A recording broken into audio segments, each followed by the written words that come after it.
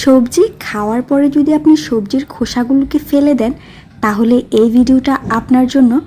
কারণ সবজির সবথেকে বেশি পুষ্টিগুণ থাকে তার খোসার মধ্যে। এক সপ্তাহ ধরে আমি যে পরিমাণ সবজি খেয়েছিলাম তার খোসাগুলোকে আমি ফেলে না দিয়ে নর্মাল ফ্রিজে রেখে দিয়েছি। আর তার সাথে এখানে 2-3টার মতো পটলও কেটে দিয়েছি। এখন এগুলোকে ভালো করে ধুয়ে একটা ব্লেন্ডার জারের মধ্যে দিয়ে দিচ্ছি। সাথে দিয়ে দিচ্ছি 3-4টার মতো কাঁচামরিচ আর 2 কোষের মতো রসুন। এখন এগুলোকে আমি ভালো করে ব্লেন্ড করে নিব। আপনারা চাইলে কিন্তু এগুলোকে সিদ্ধ করে ব্লেন্ড করতে পারেন, এতে করে আরও বেশি মিহি হবে।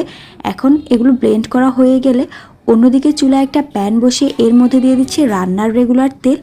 1 চা চামচ কালো জিরা ফোড়ন দিয়ে এখন এর মধ্যে একটা মিডিয়াম সাইজের পেঁয়াজ কুচি দিয়ে এগুলোকে আমি ভালো করে ভেজে নিব। ভাজা হয়ে গেলে আমি যে সবজির খোসাগুলো ব্লেন্ড করেছিলাম সেই মিশ্রণটা সম্পূর্ণটাই এর মধ্যে দিয়ে দিচ্ছি। এখন এটাকে আমি অনবরত নেড়ে চেড়ে মিডিয়াম আঁচে 8 থেকে 10 মিনিটের মতো রান্না করে নিব, যাতে করে এটা শুকিয়ে যায় আর এর পানিটা যেটা আছে সেটা টেনে যায়। প্রায় 8 থেকে 10 মিনিট পর দেখুন এটা দেখতে কেমন হয়েছে। এখন এর মধ্যে আমি দিয়ে দিচ্ছি স্বাদ অনুযায়ী লবণ। লবণটাকে কিন্তু আপনারা বুঝে ব্যবহার করবেন, আমি কিন্তু এর আগে কোনো রকম লবণ ব্যবহার করিনি। উপর থেকে দিয়ে দিচ্ছি বেশ খানিকটা সরিষার তেল, এতে করে একটা সুন্দর ফ্লেভার অ্যাড হবে। আর দিয়ে দিচ্ছি এখানে ধনিয়া পাতা কুচি। সবগুলো উপকরণ দেওয়া হয়ে গেলে এখন সুন্দর করে এটাকে আমি আরও 2 থেকে 3 মিনিট ভেজে নিব।